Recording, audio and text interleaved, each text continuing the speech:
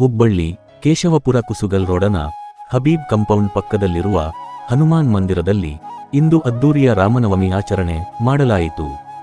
ರಾಮ ದೇವರನ್ನು ತೊಟ್ಟಿಲಲ್ಲಿ ಹಾಕಿ ತೊಟ್ಟಿಲ ತೂಗುವುದರ ಮುಖಾಂತರ ಅವರ ಜಯಂತಿಯನ್ನು ಆಚರಿಸಿದರು. ಎಲ್ಲ ಭಕ್ತಾದಿಗಳು ಭಕ್ತಿಪೂರ್ವಕ ಪೂಜೆಯನ್ನು ಸಲ್ಲಿಸಿ ನಂತರ ಪ್ರಸಾದವನ್ನು ಸ್ವೀಕಾರ ಮಾಡಿದರು.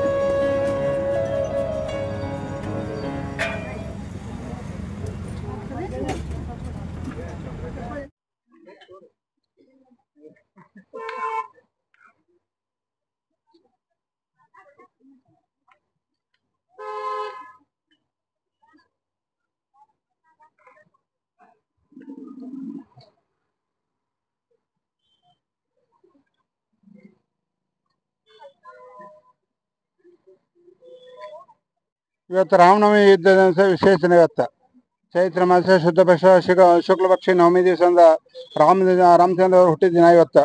ಬಹು ಪುಣ್ಯ ದಿನ ಇವತ್ತು. ಎಲ್ಲ ಭಕ್ತಾದಿಗಳು ಇಲ್ಲಿ ಬಂದು ರಾಮ ದೇವರ ದರ್ಶನ ತಗೋಬೇಕಾಗಿ ವಿನಂತಿ.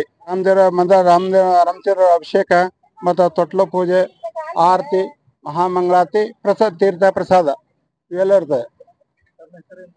ಗೋಪಾಲಾಚಾರ್ಯ.